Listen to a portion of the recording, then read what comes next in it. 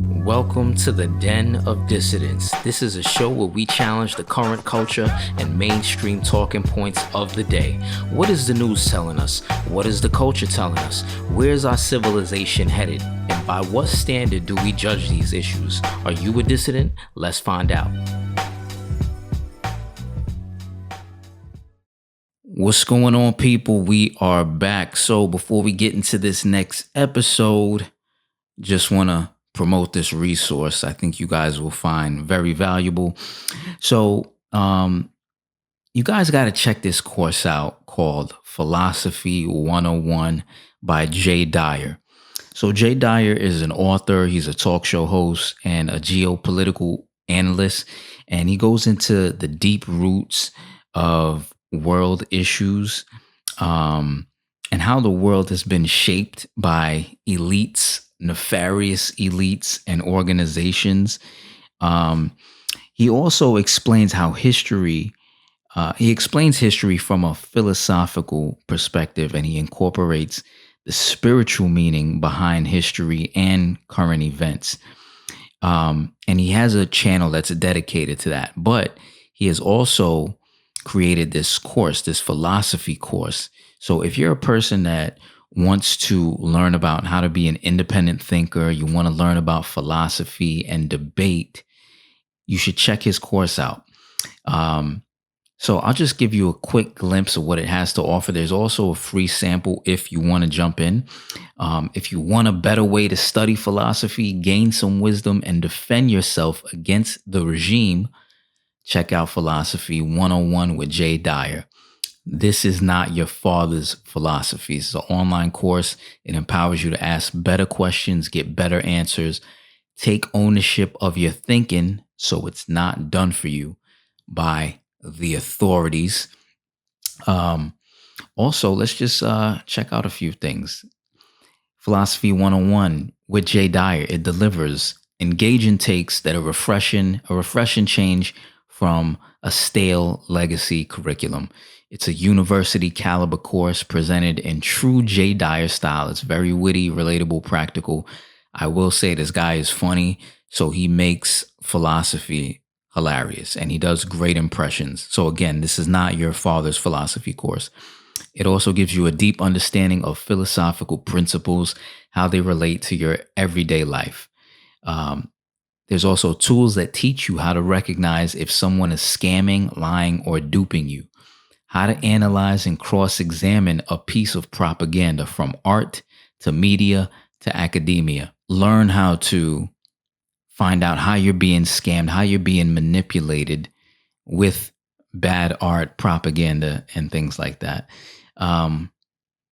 Also, one thing that I like about this course is that there's a popular phrase that Dyer's course says, and it says, "Don't be a boring ass rock. Empower yourself with wisdom.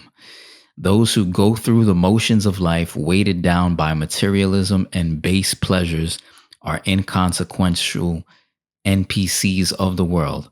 Boring ass rocks. And you are not one of those, are you?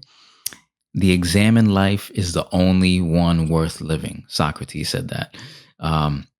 Not in a stuffy, dreary, navel-gazing way. Nope. Instead, Jay throws back the curtain with his trademark wit, pioneering a better way to study philosophy. Philosophy is for everyone, and it applies to all areas of life, no matter your interest or profession. Thinking like a philosopher will give you an advantage in any circumstance. It's no coincidence that the elite scientists, theologians, economists, lawyers, and mathematicians throughout history were also philosophers. Philosophy 101, it's an on-demand digital course that includes 12 lectures delivered by Jay Dyer, 12 pre-recorded Q&A sessions with deeper exploration, distinguished guest presenters, recommended reading, supplemental resources for deeper integration. Also, it offers a survey of Western history and philosophers from the pre-Socratics to the modern era, including influential thinkers excluded from the mainstream canon, tools for applying wisdom and reason in your daily life, how to decode symbolism, decipher doublespeak, and debunk the lies all around you. an advantage over your opponents by understanding their viewpoint as well as they do without adopting it. An autonomous approach to studying philosophy and gaining wisdom. It also gives you a deeper understanding of the nature of reality and what it means to be truly wise. So, again, don't be a boring ass rock. Check out the course. I really do recommend it. This guy, he teaches philosophy in such a digestible manner and it's very entertaining. It'll make you want to learn. And everybody is a philosopher. Everybody has a philosophy about something. Even if you're a plumber, you have a philosophy about your work ethic and why you show up to work to go do that plumbing job. If you're a father, you have a philosophy on fatherhood. A mother, same thing. A politician, you have a philosophy on how to govern, right? So everybody has a philosophy. The question is, what is the correct philosophy? Do you have the correct philosophy? Do you have a good worldview? Check out Philosophy 101. You'll get all of that and more. Peace. Welcome back to the Den of Dissidents. Today I have special guest David Knight. He is the host of The David Knight Show, and he was also a former host of The David Knight Show on infowars.com. But you can find him at thedavidknightshow.com. And he's also on Twitter, Rumble, and on YouTube. Thanks for coming on the show today, David. Oh, thank you, Rashad. Pleasure to be here. Absolutely. So, I want to start out asking you a few questions about your experience in media. Were you a news anchor before? No, I wasn't. I'd been on the other side of the camera mostly, and I started getting involved in the mid 2000s and contests.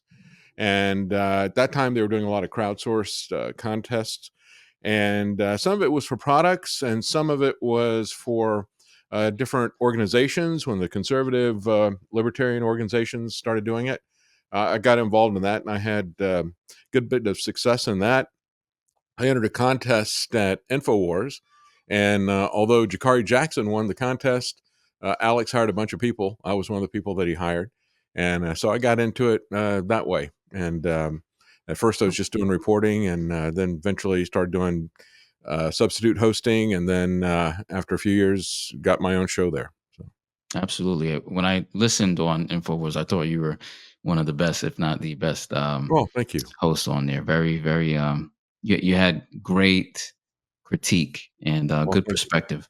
Um, David, where did you get your worldview from? Because when I listen to you, you're very precise. It sounds like you're coming from a constitutional perspective, a biblical perspective, Yeah.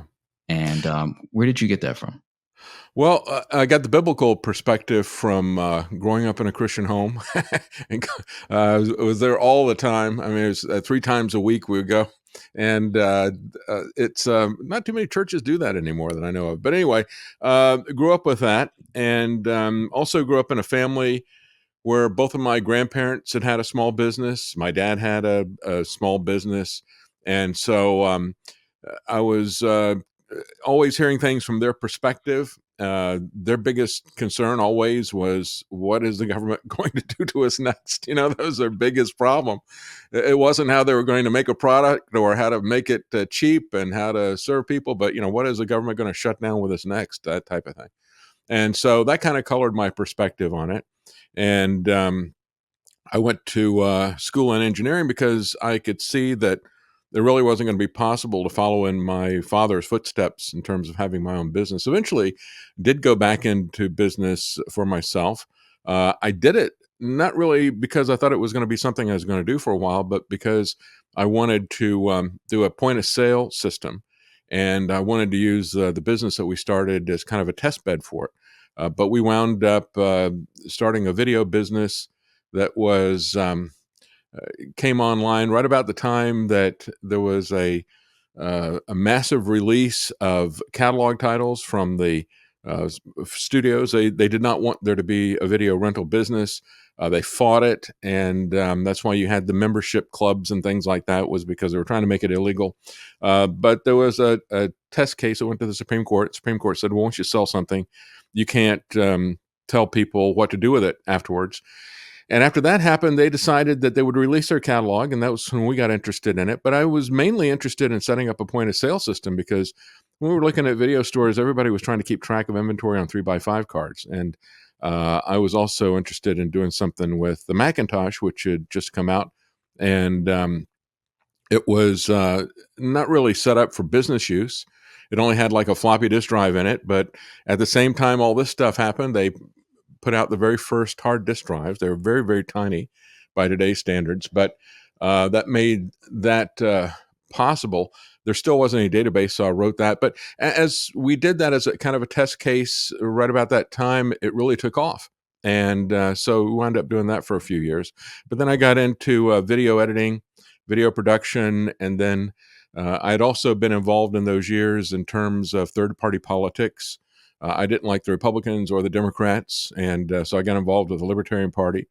And I was editor for the party I ran as a candidate and some things like that. And so that was the thing that really kind of helped me with the contests that began in the mid 2000s. So just all those things kind of came together. Absolutely. Now, I wanted to ask, want to ask you, want to talk about a little bit about Western civilization in general, and where you see it headed. But I also wanted to talk about your critiques on Trump. Hmm. So, in terms of, I heard an interview you did with George Barner the other day. In Yeah. your opinion, where did Western civilization in America go wrong? Do you see us collapsing as a society, and how did we get here? I think we lost our foundation, and I've been watching this come apart my entire life. About the middle of the 20th century, when I was a kid, they started kicking God out of the schools, and that was really the foundation of our society. And once you do that, you start heading down a path that we see where this is leading now. All the things that we took for granted in terms of due process, free speech, all these things that were the foundation of our society, of our freedoms, and that type of thing. That's all coming apart at the seams. And even going back further than Supreme Court decisions that said you don't have the freedom to exercise your religion in public, you can't do it at school and that type of thing. The exercise of religion is completely different from the establishment of religion. You know, you go back to the beginning of our republic, and the established churches were in each of these individual states. And so you would have in Maryland the Catholics, and Rhode Island you'd have the Baptists, and most of New England you'd have the Congregationalists. They had all fled religious persecution to come to America, and they did not want to see that kind of religious persecution begin again. Although in each of those states they had an established state church. And in most cases, at the beginning, you would have to attend that church and you would have to give money to that church. Eventually, they eased up where you only had to give money to the church, but you didn't have to attend it. That's kind of where we are with the government schools today. You still have to give money to them, but you don't have to attend them.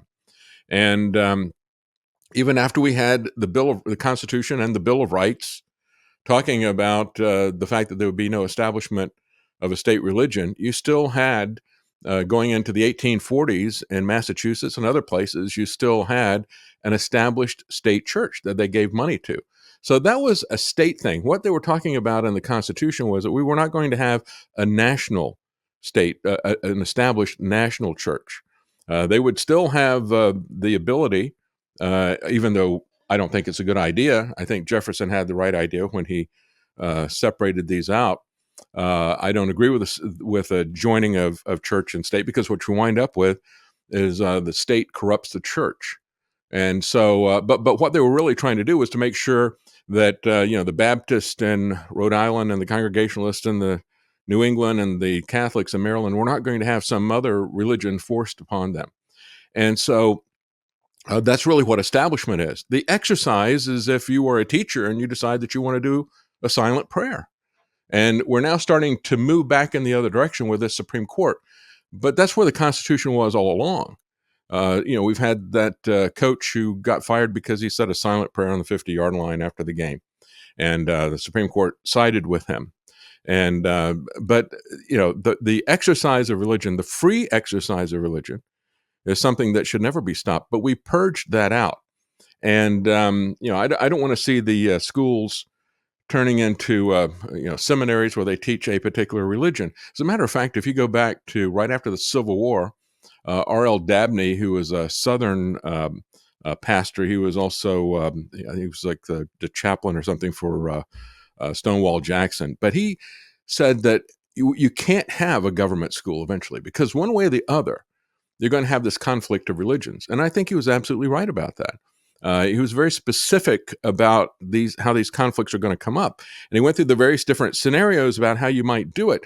But he said, you're even going to have secular humanism, which is, you mentioned George Barna. George Barna is all about world views, right? And your worldview is really your religion. And your religion, your worldview is going to be conflicting with other people. And so if you have a government established worldview, and we certainly see that the government institutions have a very definite worldview that they're putting on people, Right. that's going to be conflicting with a lot of people's religion. And so are you going to force that down people's throats, or are you going to uh, let them have the freedom to choose what they want to teach their kids? But the other part of this, which goes back even to the mid 1800s, is this whole idea of postmodernism, that there is no Mhm. objective truth. And I think that's the other thing that, combined with the idea that we're going to stamp out any expression of religion, I think those two things have been fatal to our society. And you certainly see that now in terms of transgenderism. There is no objective truth, not even with the physical reality of your body. They have purged all that out, and that is I call it post-objectivism. I know everybody else calls it postmodernism. That doesn't really say anything to anybody. But if we get away from objective truth, that's where we really are right now. That's why I prefer to call it post-objectivism. Yeah, absolutely. Why do you think that some of our leaders have endorsed moral relativism, especially in the area of gender? I mean, our current president now is Hmm. endorsing this type of behavior and this ideology where, little Johnny can be little Jessica now. Um, when I Yeah. think about truth, I mean, in reality, the average person doesn't apply moral relativism moral relativism to their bank account. You know, Yeah. they want That's to right. make sure that a certain amount of money that they have in their pocket is going into their bank account. So they're not going to say, "Oh, I'm going to live my truth and put $1 million I guess in you my." could say the way you got that with the Federal Reserve, though, right? Right. They're as detached from reality as Yeah. anything in the transgender agenda. But yeah, they just make this stuff up. Right. But yeah, I think it's very empowering for them. When they can come to you and tell you that you're going to say 2 + 2 = 5. That's what the totalitarians always want to do. And that's what this is really about. If you go along with their pronouns, then they're going to have something else to push you at. It's like, oh, okay, you're going to do that? Okay, now do this next. It's just about the exercise of power. And it's about getting you to live, as Solzhenitsyn said, Alexander Solzhenitsyn, it's about getting you to live by a lie. He understood that. Orwell understood that. We need to understand what is really behind all this stuff. This is not about hurting somebody's feelings. It's not about being hateful to people or bullying people. They're actually trying to bully you into living by a lie. That's what this is really about. And that's what all totalitarian dictators or wannabe totalitarian dictators always do. And of course, Biden is going to now in the HHS, where they have Richard, who calls himself Rachel Devine or Levine. Levine, I think it is. Yeah, uh, that's where he is, and they're going to penalize people if they don't use these made up pronouns. Yeah. Crazy. Yeah. Um, now, I've listened to your show a lot, and you are one of the Thank you. few voices that has critiqued Trump, I would say, from a principled position. Most of the critique that I've heard on mainstream media, especially from the left, has been emotional and, oh, he's with the Russians and I don't like the Yeah. way he speaks and he's a white supremacist and all these things. But you critique him from a constitutional perspective, also from a biblical perspective. Now, leading up to his presidency, people thought, me as well, I was wondering, is this guy, is he an outsider? Is he gonna be a disruptor to the Mhm. establishment? seems like we don't know where he's coming from. He hasn't worked in government. Who is he? Mhm. So, in your opinion, was he a globalist puppet? Was he a knowing participant or a useful idiot? Yeah, that's the question, isn't it? And I asked that question for a long time, and now I believe that he knew what was going on. I don't think that he's incompetent. The amazing thing to me is, and this is the real Trump derangement syndrome, and that is the people who think that he was just taken advantage of. But he's going to be our savior, right? We need to get him. Our only hope is to get Trump back in. Now, he didn't do all that stuff that he did that they hate. They hate everything that he did. They hate the lockdowns. They hate the trillions of dollars in spending, the training for universal basic income.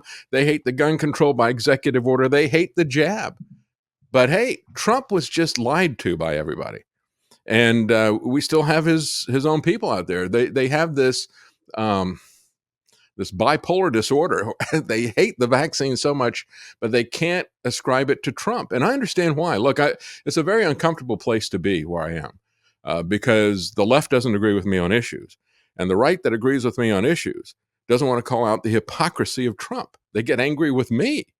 I'm just trying to be consistent and I'm trying to apply their standards to their candidate and get them to say, look, it's one thing when somebody's a candidate. When somebody is a candidate, it's important to look at them. As you pointed out, you don't know what they're going to do, but do they see the issues in the same way that you see them? Do they identify the same problems? And even if they don't have a solution that is exactly what you think needs to be done, do they at least understand what the problem is going to be? And that's what I saw with Trump in the first time he was running in 2016. Julian Assange said, we know who Hillary Clinton is. We know she's a warmonger, and we know she's a criminal, dangerous. We don't know who Trump is. Well, Trump is the guy that's, his administration is got Julian Assange locked up and began the process of killing him in jail. That's who he is, and that's who the people that he hired are. And when he comes in and he tells us that Iraq was based on a lie about weapons of mass destruction, he's telling you the truth. But then what is infuriating about Trump is that he will then take the woman who was running the program that did the torture and gave the lies about weapons of mass destruction based on that torture to other people who used that to get us into the Iraq war. He promotes her to the head of the CIA, Gina Haspel. And so that's the thing that's really annoying about it. I saw Dave Chappelle say, the thing about Donald Trump is he comes out and he's in this private meeting with all these globalists or whatever, and he comes out and he tells you, "Hey, you won't believe what these guys in here are doing," and then he goes right back in and he starts doing it himself. And that's really what's so infuriating about this. It's like, wait a minute, we got to hold people responsible for what they do, and we should be holding up principles and not politicians. Right. Because politicians have positions, politicians have postures, and they're constantly changing those positions and those postures. We need to have some ironclad principles, and we need to stick to them to the extent that when somebody betrays those, whether it's done out of uh, betrayal or whether it is done out of deception, they just don't know what's going on. There's an argument to be made that Trump really doesn't know what's going on because he ran casinos, 6 of them, into bankruptcy. Now, how do you do that? You guys basically almost got a license to print money at a casino. He ran 6 of them into bankruptcy.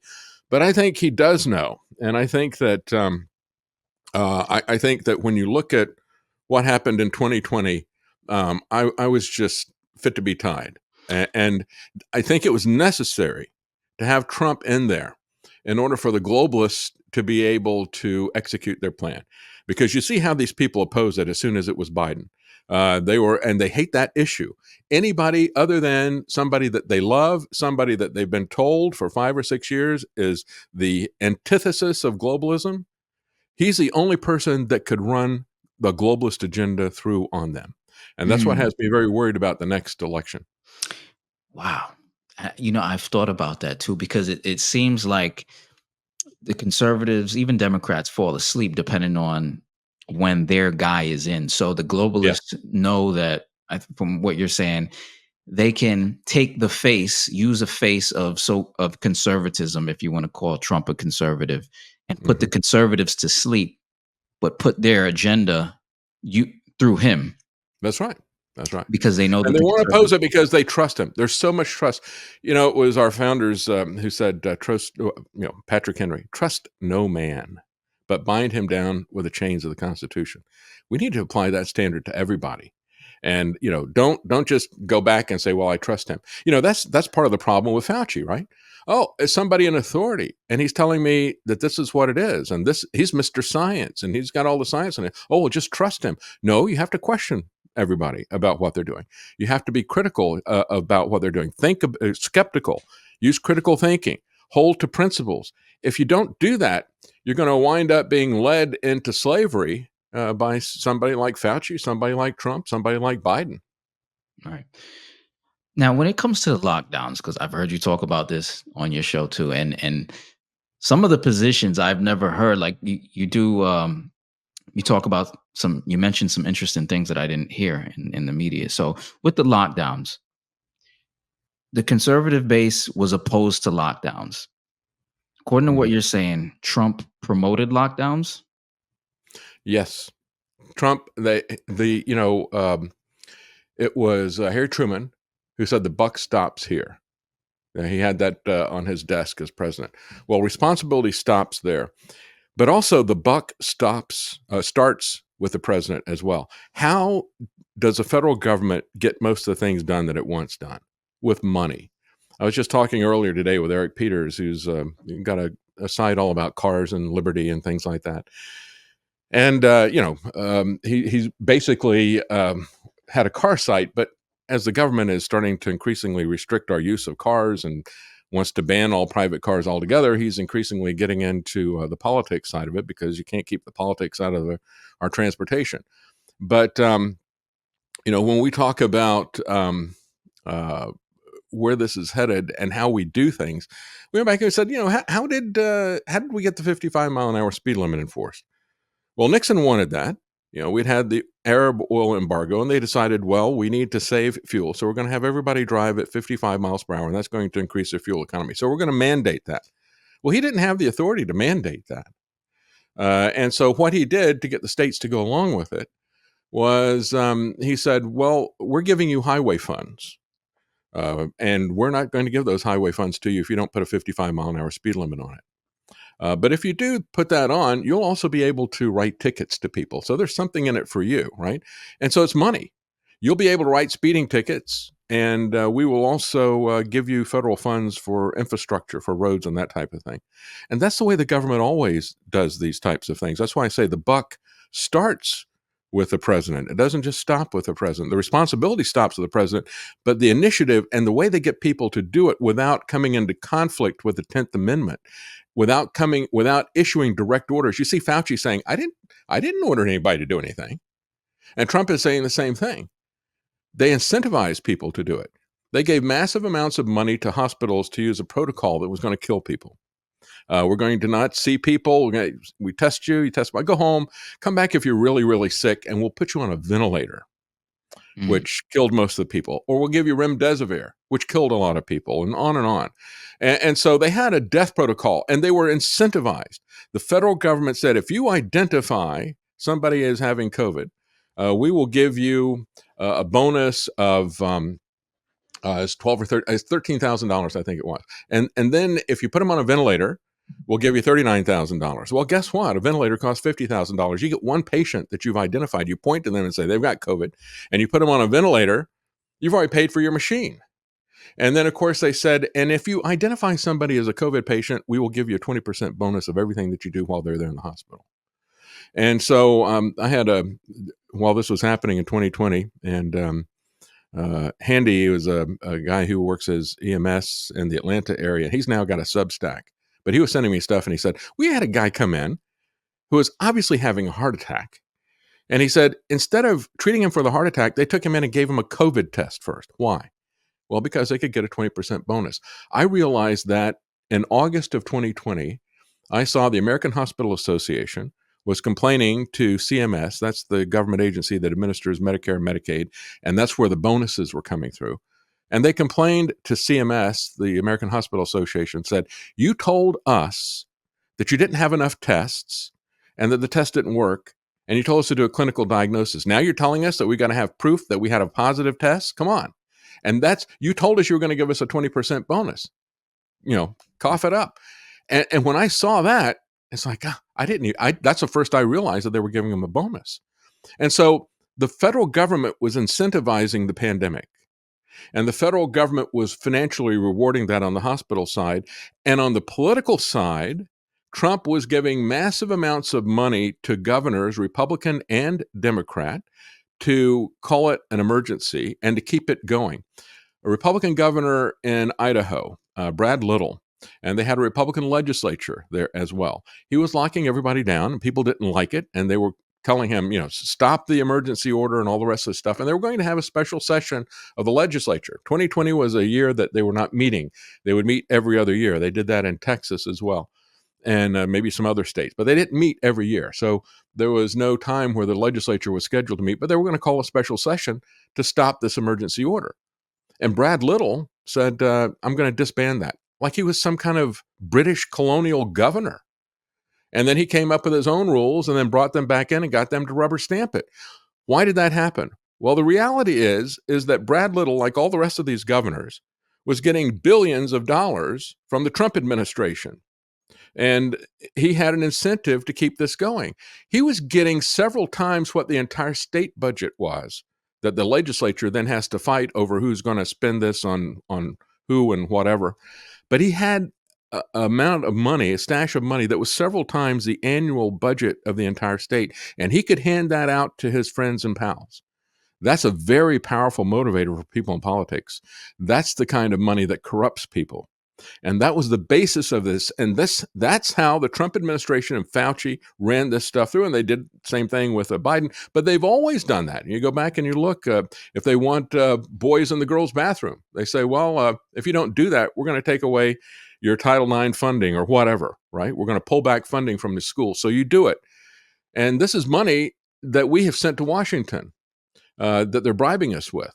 But that's how they always do it. I had so many people push back against me in 2020 when I was telling them, this is what's happening. And it's because of Trump's incentives that this is happening. They said, oh, no, it's not Trump. It's not even the Republican governors. It's the Democrat governors. And it's like, no, it's happening everywhere. And it's happening because they're being paid and they're corrupted. Okay. So the hospitals have some basically corrupt protocols that are not solving the problem in terms of COVID, and they're being incentivized. They're being paid from the federal government. So who's in charge of the federal government?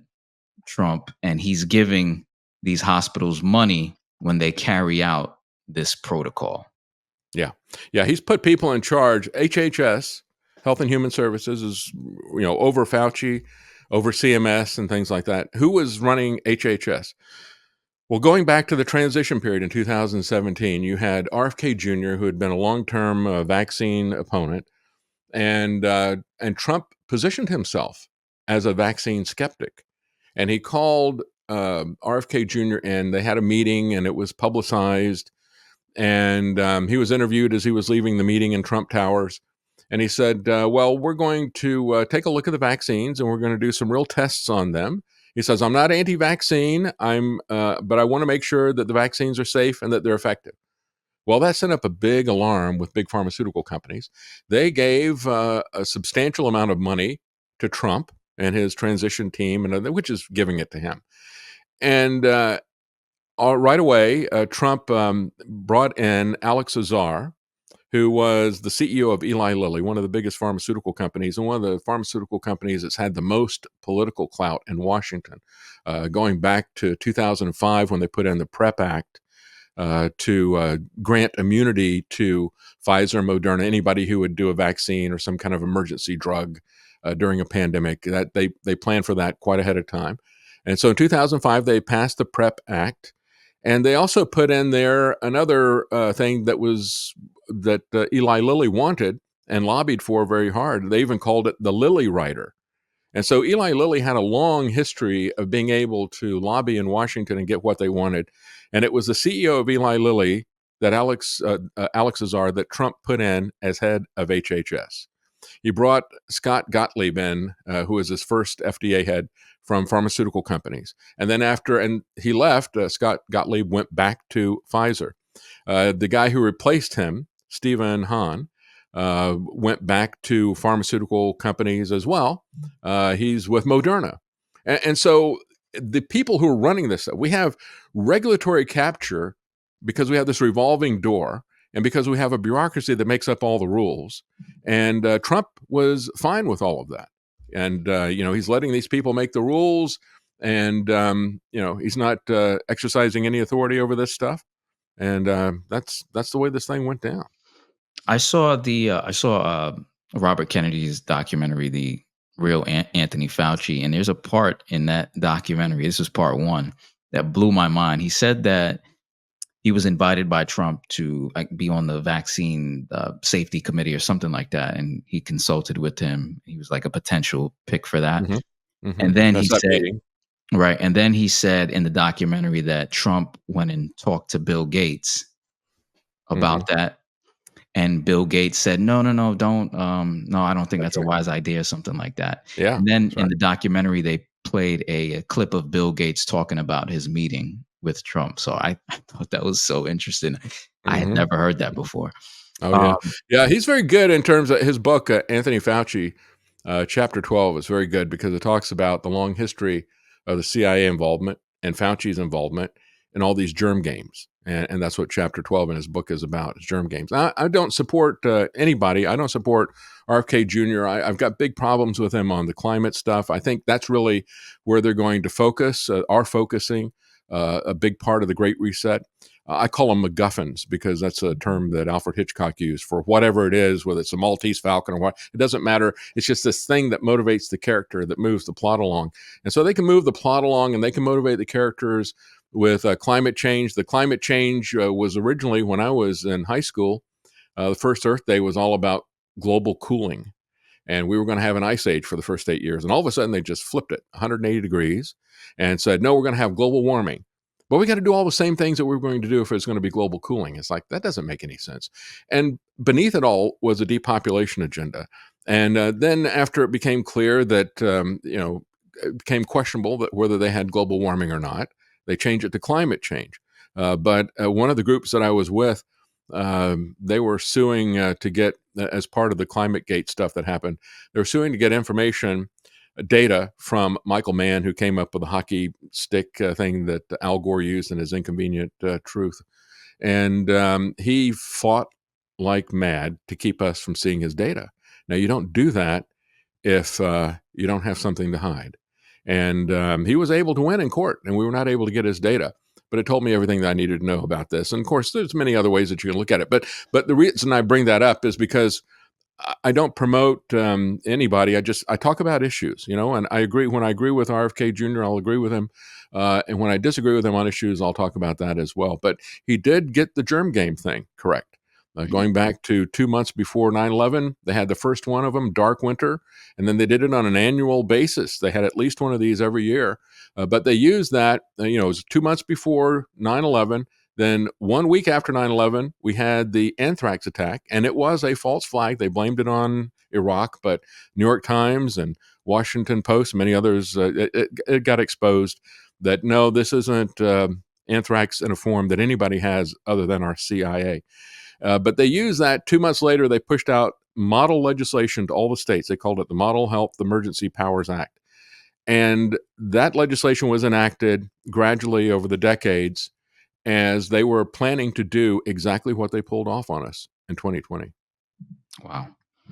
Um, in terms of the lockdowns during 2020, we often heard that, oh, the Democrats and the Democratic states and governors are locking their people down, and people are leaving the Democratic states and coming to the red states, and the Democrats got a lot of blame for doing the lockdowns. Now, how did Trump assist with the lockdowns? I mean, if a state is locking its people down, telling them they can't go to work, would the federal government be able to step in and prevent that? I think they should have. I think that the government at every level ought to be standing with the Constitution. Government at every level takes an oath to the Constitution. And so I think that government at every level ought to try to intervene and interpose if somebody is violating their oath to the Constitution. The way I see it is, and it's the way the founders saw it, they said lex rex. Lex meaning law and rex meaning king. They said the law is king. The law is our king. The Constitution is the king. If you go back and you look at um, Lord of the Rings, for example, right? You got the Return of the King, but meanwhile you had the steward who was in. There was a whole line of people who were stewards, and they were just temporarily, stewards of the household, waiting for the king to return. They weren't the rightful king. These people that we have as elected individuals, they swear to obey the law, the Constitution, and the Constitution is the king. And so it is. When you look at what these people are signing up to do, they all have a responsibility to interpose for us.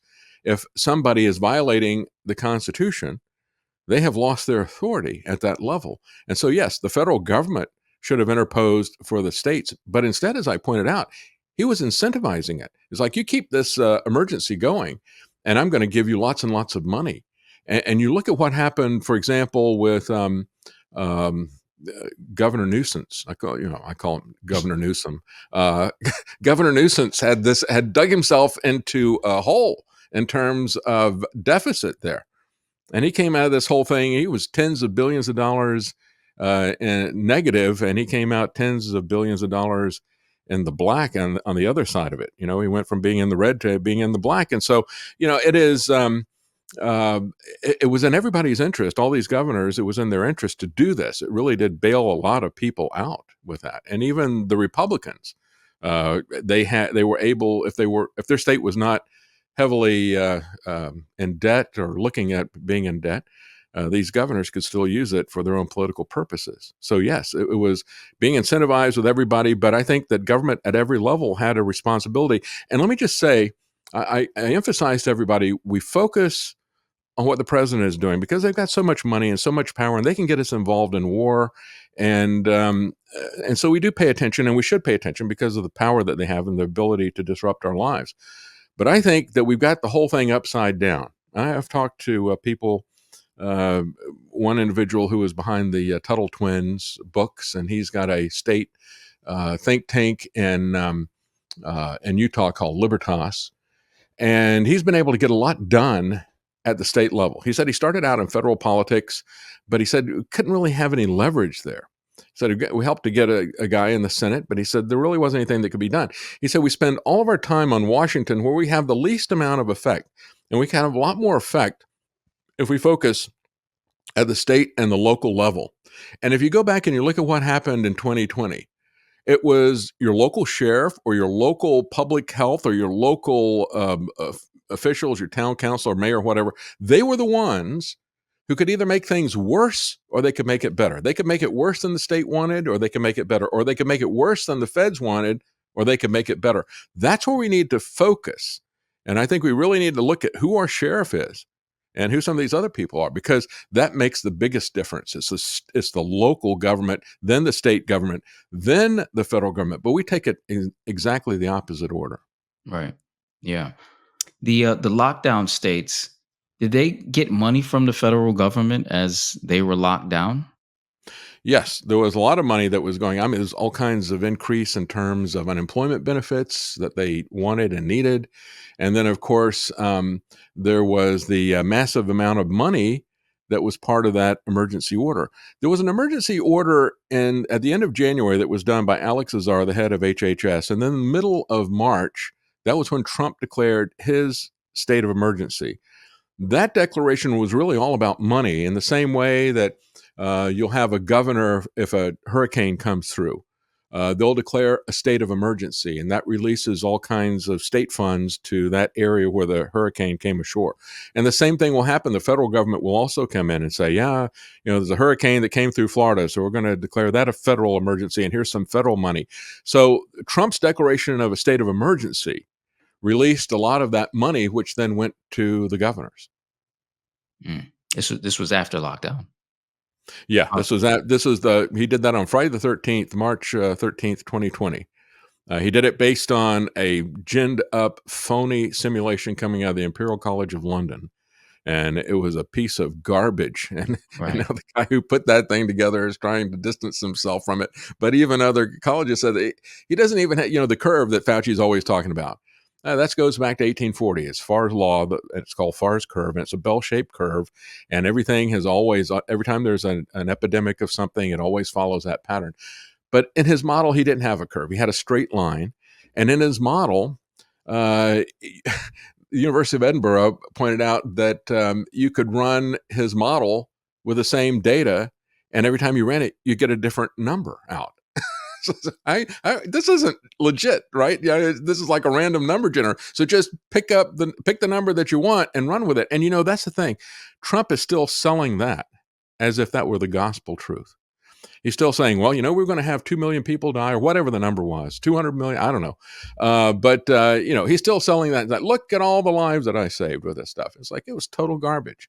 If he still doesn't know that, I mean, again, the level of either dishonesty or stupidity involved in that, if he still doesn't know that, that's been so widely debunked, even by some of his own people that eventually came in, like Scott Atlas. But Scott was only one person out of that administration, and it was Burke and Fauci and Redfield that really ran the show, and we're not going to change anything. It was just Scott Atlas knew the right stuff, but he was nothing but window dressing. Yeah. I think that study was funded by Gates, the one from the London College, if I'm not mistaken. I got to Might double have check. been, yeah. He's got his fingers in all this stuff, doesn't he? Yeah, he's Yeah. been involved in all these germ games too. Yeah, Yeah.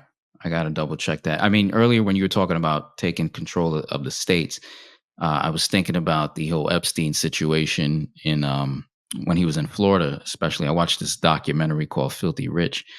And so my question was, well, what do you do if like a guy like Epstein was running around in Florida doing what he was doing? What do you do when the sheriff doesn't do necessarily anything about that? Because he did, I think he got a plea deal where he was able to go to jail during the day and then he could go to his mansion at night or something like that. oh yeah, oh yeah. And the guy who put that deal together was Alex Acosta. Acosta, yeah, who Trump brought in as Department of Labor head. And he was the prosecutor and gave them that deal. And his lawyers, his defense attorneys, were Alan Dershowitz and Ken Starr. Ken Starr, who's supposedly Mr. Conservative, and he was the one who was the special prosecutor of Bill Clinton and chose to ignore everything that Bill Clinton was credibly charged with. I believe so many women had said there was violent sexual assault and rape and other things like that. And there was a lot of very good evidence for financial crimes. He ignored all of that and he went with the consensual affair with Monica Lewinsky and with the legal,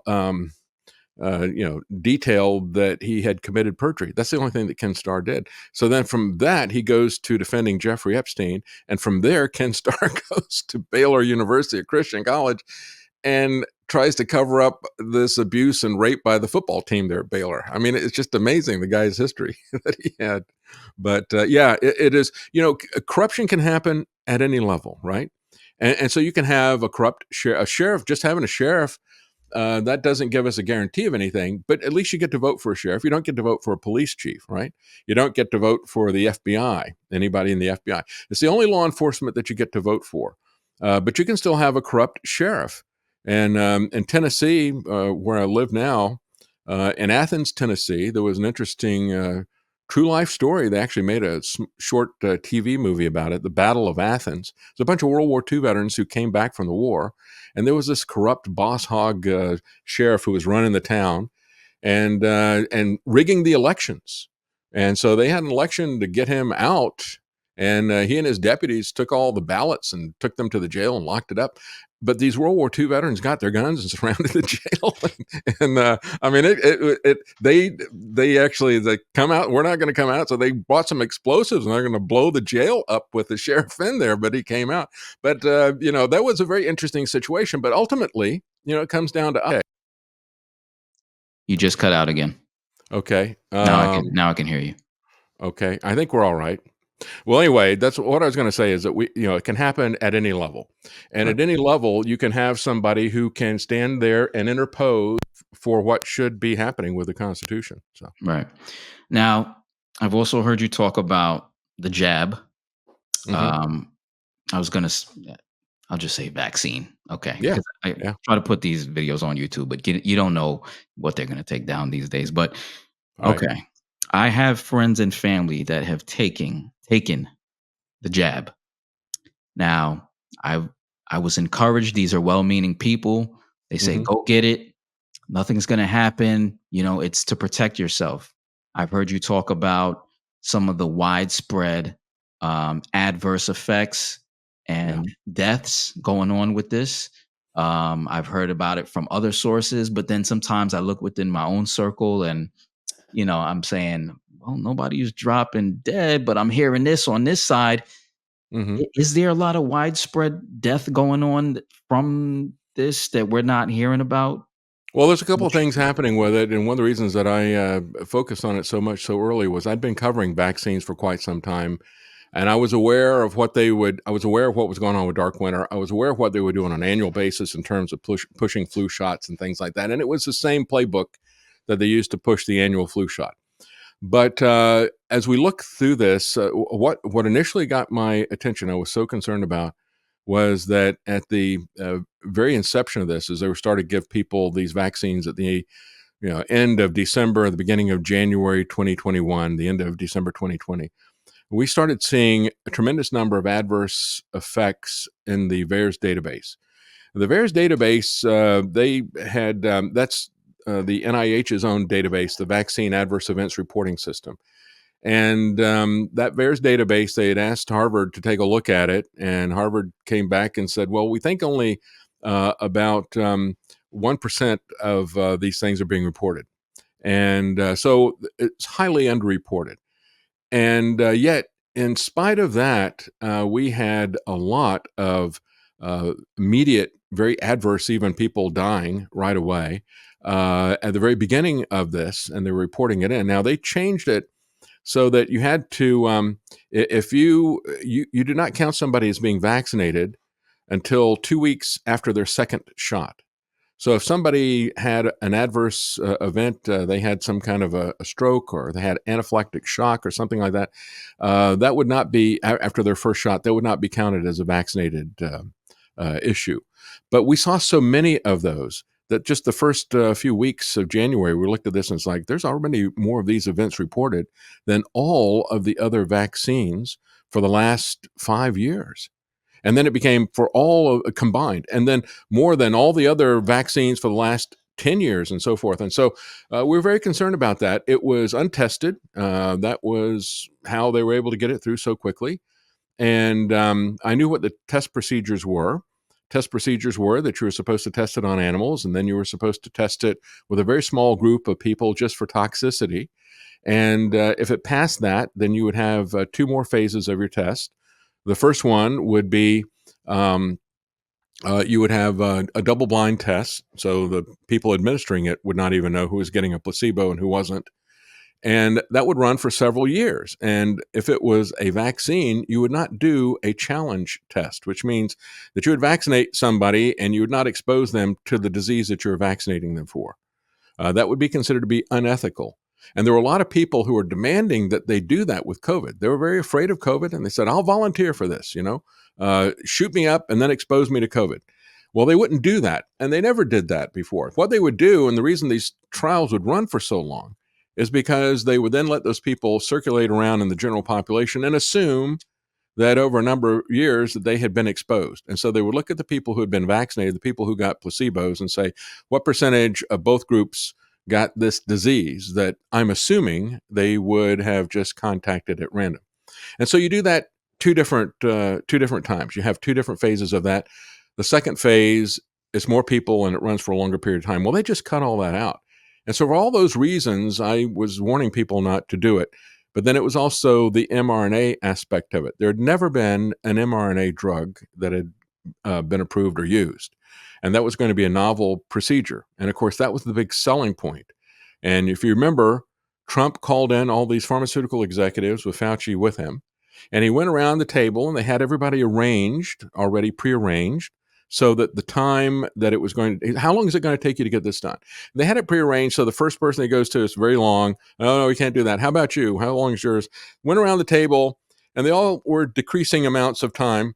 until you got to Moderna, and they said, well, we can do it right now because we're going to have your body manufacture the antigens, and or manufacture the vaccine. And so, for all those reasons, I was very concerned about it. And usually, in the past, a vaccine would take a while for the adverse effects to show up. One of the best documented cases of that was Pandemrix, which was a shot that Moncef Slaoui, when he was at, I think it was GlaxoSmithKline was where he worked, but he and Fauci put together Pandemrix, and they put that out as a vaccine for that flu. And in the Scandinavian countries where they don't have regulatory capture like we do here, they found that it had some severe adverse effects for young people. It showed up faster in them because they've got a faster metabolism rate. And they were getting narcolepsy and catalepsy. Narcolepsy just meaning that you fall asleep very suddenly. And so that's a very life destroying thing. I can't operate a car or anything else. And here we are decades later, a lot of these kids are committing suicide because it's just destroyed their life. Catalepsy is even stranger. It's just freezing. And it's figured into some of the sci-fi, not sci-fi, but fictional things.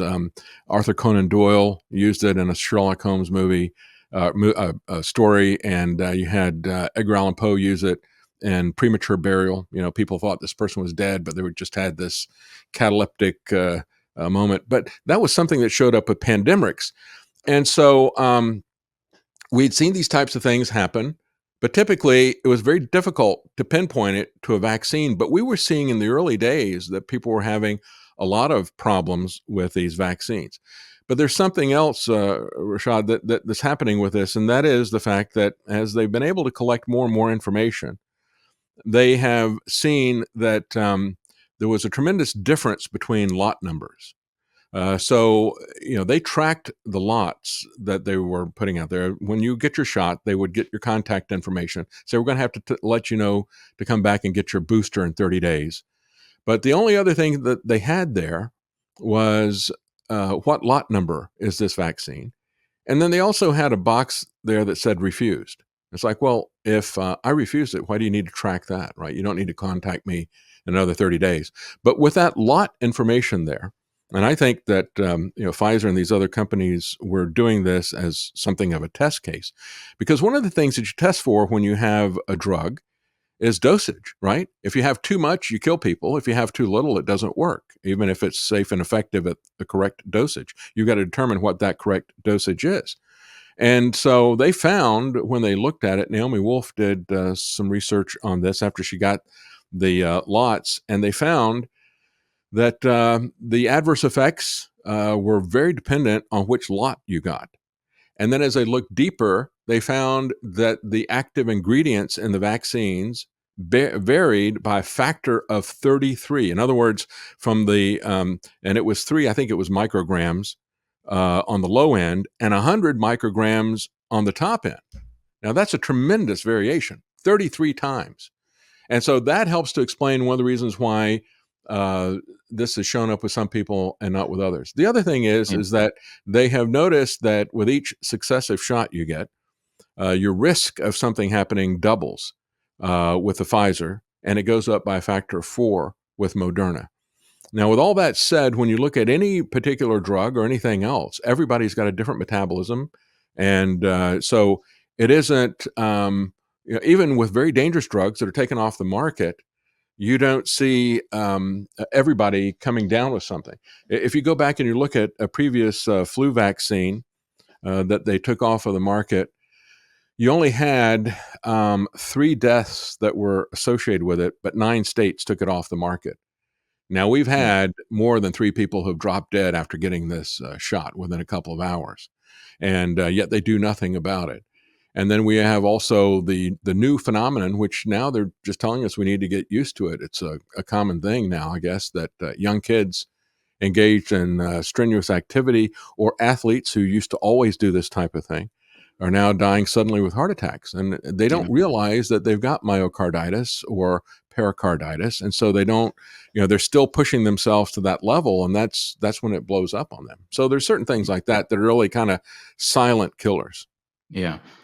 Did you how much time do you have left? I can go longer if you want. Let's Okay. see. Well, I don't know if you noticed that, but my computer completely shut down, and I had oh, to turn let's see. myself back on. Did you see that? Was that when I dropped out? I don't know, I think you dropped out, I dropped out. Well, my oh, computer just okay. shut off. Um, Okay. I didn't notice that. Sorry. it's never happened before. I mean, yeah. Anyway, so now again, so Trump during his presidency, he pushed the Operation Warp Speed that was to get, the shot out. hmm And now, like you're saying, we're having these issues with it, but and his base is criticizing the shot. Why do you think he is so firm or standing behind it still, or has he come out and criticized it at all? No, he's not going to criticize anything he did.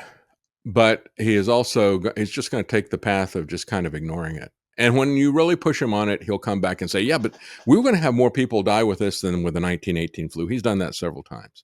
And pushed on that with Megyn Kelly or with Candace Owen. He's, "Oh yeah, I had to do it," and I look at all the lives that I saved and all the rest of this stuff. But he was pushing really hard up until I think this last spring, about the time he officially announced that he was going to run. And you had all these people saying, "Stop pushing the vaccine. Your people hate it." And it's like, well, that this is, people like Wayne Allen, people like Alex, were always saying, "Stop talking about the vaccine." It's like, well, why don't you stop talking about Trump and selling him? If Trump is selling the vaccine, why are you selling Trump? I don't understand. The vaccine is bad. Why would you sell a guy who would continue to sell this to you? That's why I think that he wasn't fooled.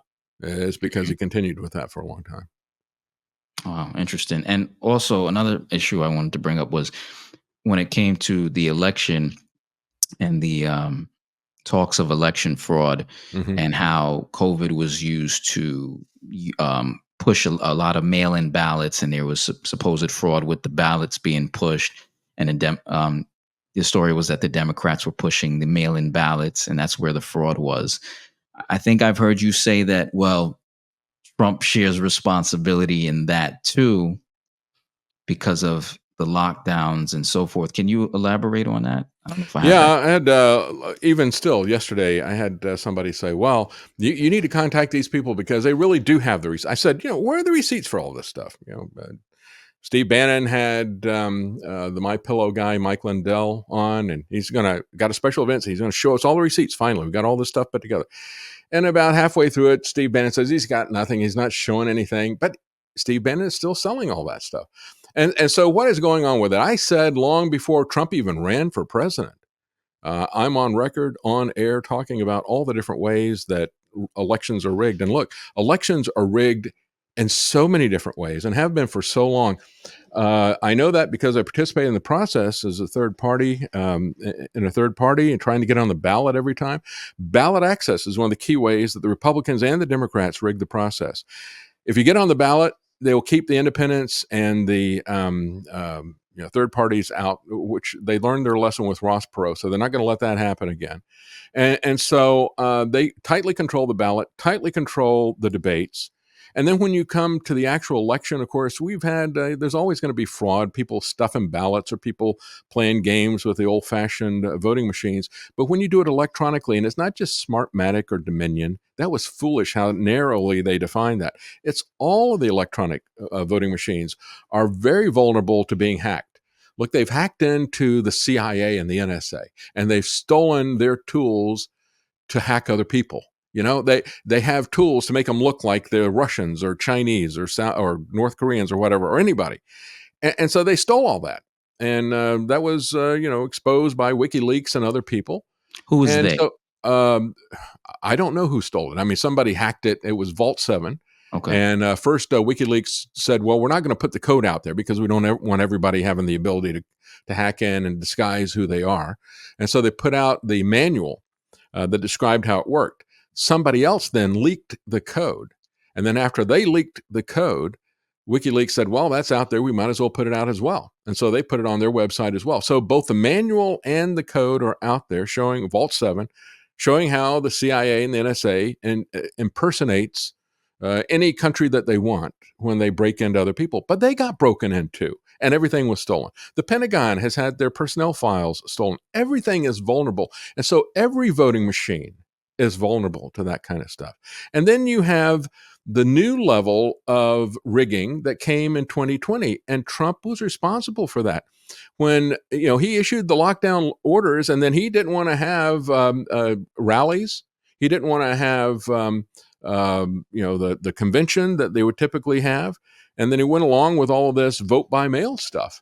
And that is still with us, even though we don't have a pandemic now. We set that Trump precedent of vote by mail.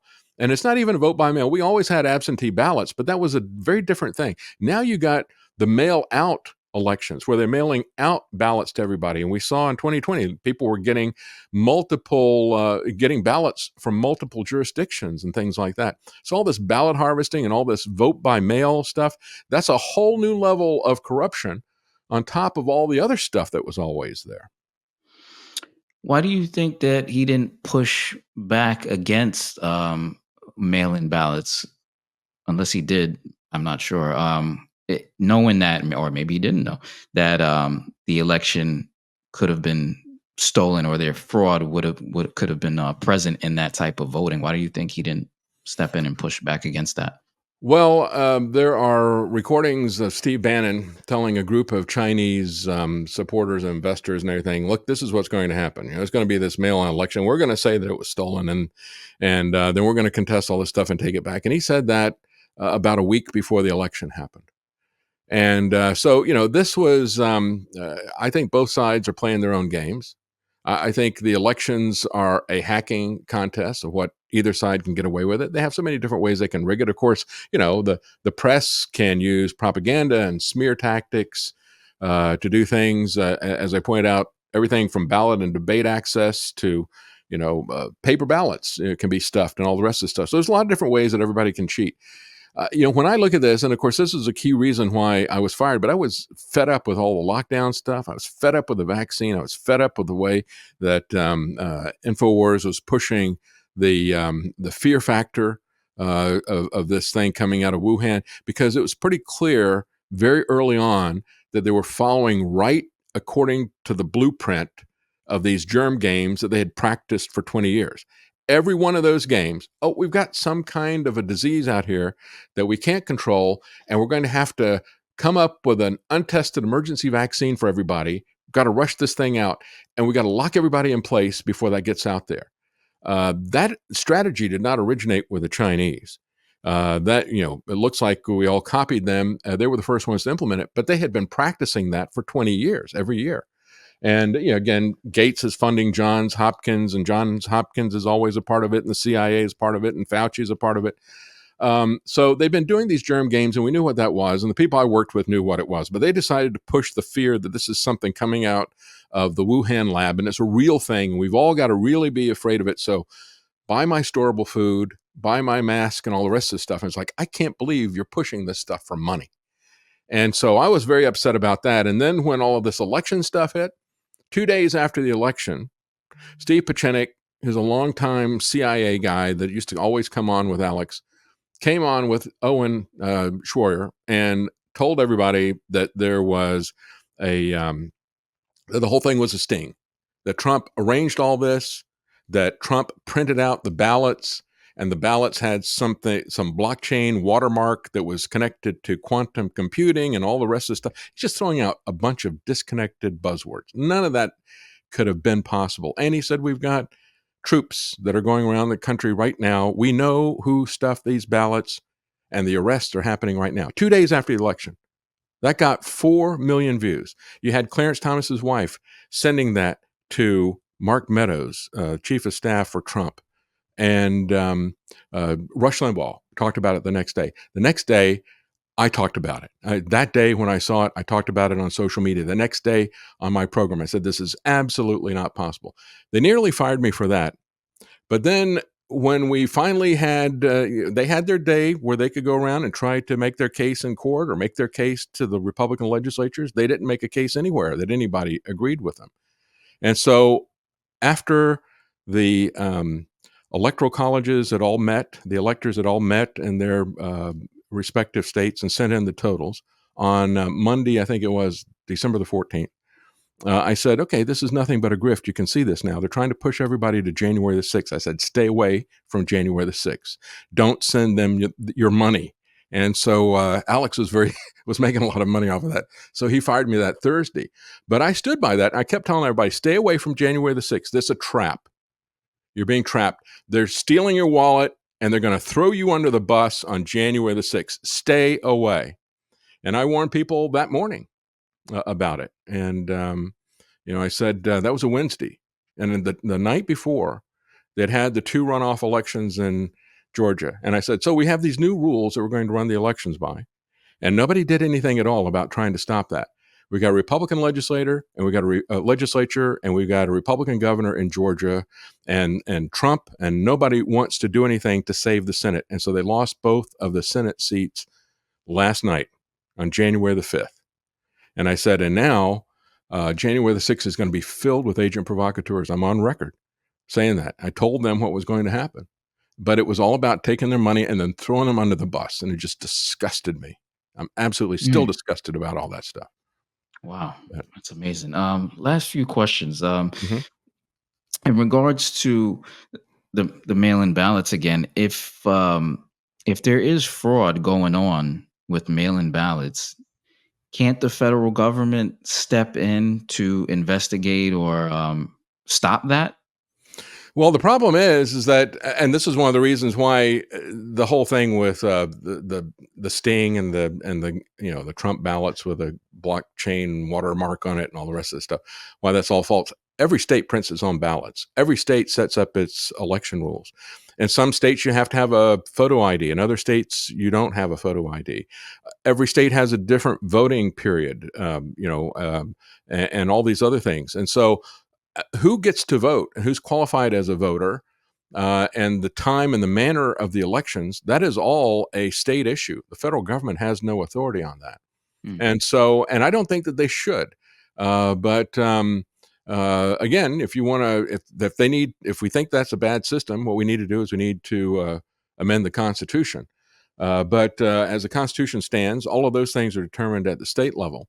And so there's really not much that the federal government can do in terms of changing the way the elections are run. And other than maybe expose it with an investigation or something like that. I think it was a legitimate thing to question the election. Let me just say that. Because there is so much fraud involved all the time. So I think that's very much a legitimate thing to talk about. And I had said a long time ago, I said, when you look at electronic voting machines, it all began with Smartmatic, and it began in Venezuela. It was friends of Hugo Chavez who created that company. And they made sure that Hugo Chavez never lost another election. And there have been questions about Smartmatic voting machines, but not only Smartmatic voting machines, but especially Smartmatic in terms of the Philippines, elections there, in terms of elections in Brazil, in terms of elections in many province, or I forget what they call them. I get provinces or states or whatever within Mexico.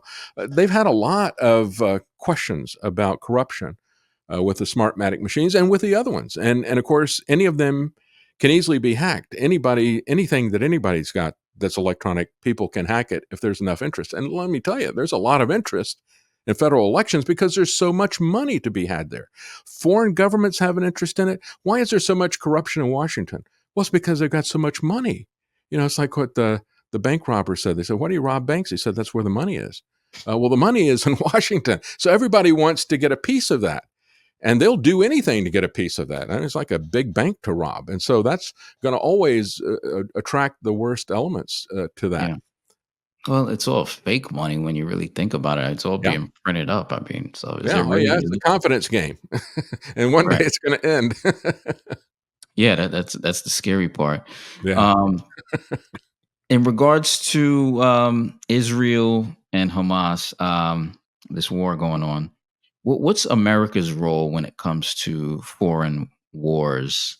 Should we be involved? Entangling alliances with no one, commerce with everyone. That was what the founders wanted. And I think that's a wise policy. We don't go abroad seeking monsters to destroy, said Adams. And the problem is that we don't really know what the issues are in most of these cases. And in a lot of the cases, there's not a good guy and a bad guy to pick sides on. And the problem is that America has become both sides. You know, we are selling weapons to both sides in most cases, and we have become this empire of permanent war. And you can see it in Biden's gloating. Oh yeah, of course we can do this. We're the most powerful nation on earth. As a matter of fact, we're the most powerful nation that's ever existed. Wow, that is amazing hubris and arrogance. But that is a candid statement of what most of these people in Washington truly believe. I don't think that we should be doing this, and so I look at it and without taking sides on either side, because I understand there's a lot of good and bad on both sides of this. I make a distinction between the governments, between Israel and the Hamas government, and between the Palestinian people and the Jewish people, and understand that just as there's a distinction between the American government and the American people, I am not in favor of what the CIA does, and there's a lot of people who don't agree with the government in Israel, and that is true. I think, regardless of what your religious beliefs are about Israel, that's a very different thing when you're talking about a secular government and its conduct towards other people. Having said that, and with all of the issues that are clearly there in terms of the treatment of people in Palestine and other things like that, there can be no excuse for terrorism and the kind of brutality and barbarianism that we've seen with that. And so it's a situation with really no good answers. I don't have any good answers for that except Jesus, Mm, because that's the thing that changes it all. I played a clip of a guy who was a Hezbollah terrorist, and he was all set to be a martyr. He became a Christian, and now he's a missionary. The way that you have peace on earth, we're coming up to Christmas, the Prince of Peace came fundamentally to make peace between God and man. But once you are at peace with God through Christ, you will be, if you truly are, you will be at peace with your fellow man. We have to attack it from the inside. Most of these problems that we have are because of our human nature, our fallen nature, and we all have that to one degree or the other. And when we focus on these atrocities, whether and I've seen pictures of both sides of this that I wish I'd never seen before. I still see them, but what that does is that generates the anger. It generates, well, we got to kill all the Jews, or we got to kill all the Palestinians, and it's a government that doesn't want it's an Israeli government that doesn't honor their own citizens, or a Hamas government that doesn't protect its own citizens, that puts them at risk. I remember hearing somebody say there was a Palestinian that's like, oh, good, finally somebody's pushing back against this oppression. And then they stopped and said, oh, but wait a minute. That's going to unleash absolute hell on us. And of course, Hamas knew that when they did it. And then when you look at Benjamin Netanyahu, he was bragging to the World Economic Forum how he had turned his people over literally as lab rats for Pfizer's data. He said, oh, yeah, we told him we'll give you all the data. You just put us at the front of the line for the vaccine. I'll give you the data on what happens to all our people for the next couple of years.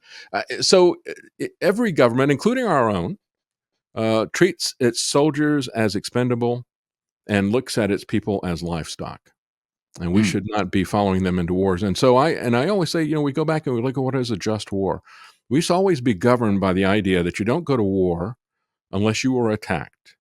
And then when you do go to war, you do things like you wear uniforms and you carry flags and you mark yourselves as combatants and you try to not harm civilians.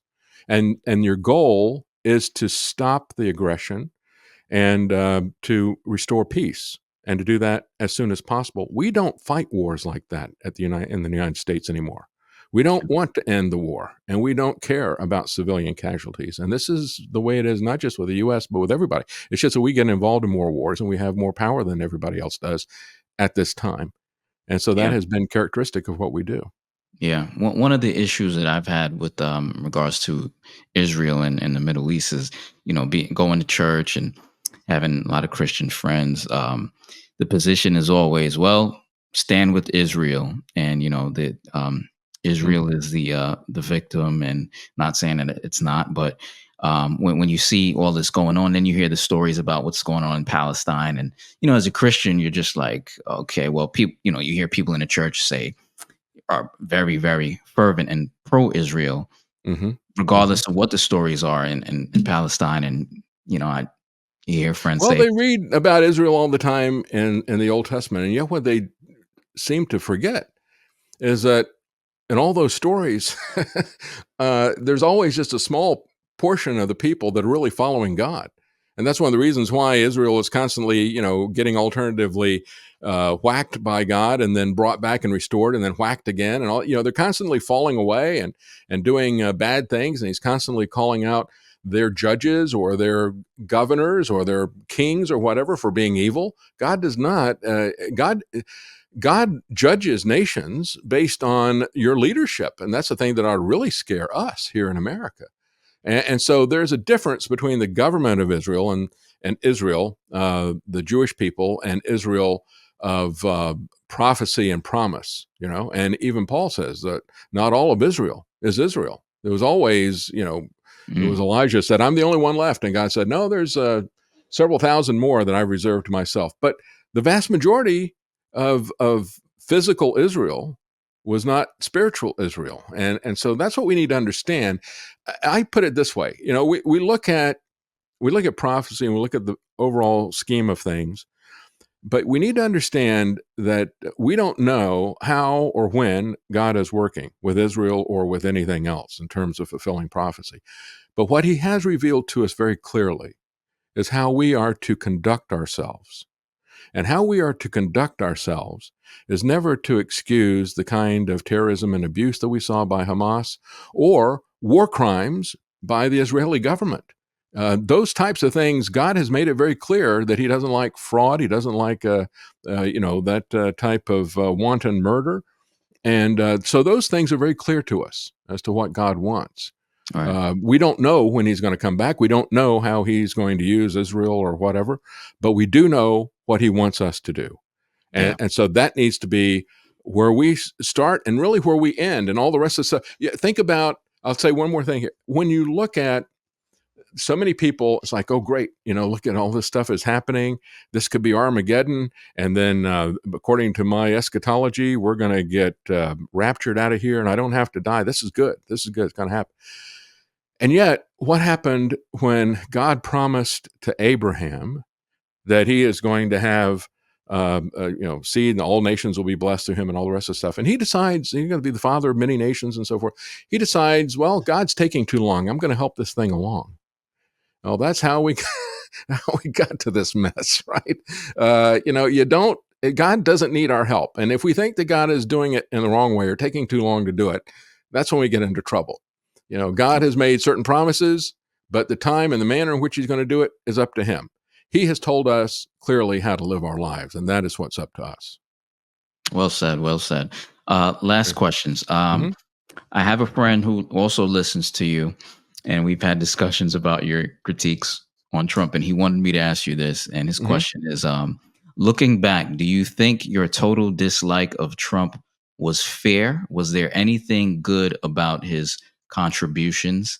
That's his question. And my last question is, what would you go ahead? Okay, sorry. You want me to answer that one first, and then you can ask me Yeah, your question. go ahead. I supported Trump against Hillary Clinton. Again, my position was Julian Assange. We don't know who this guy is.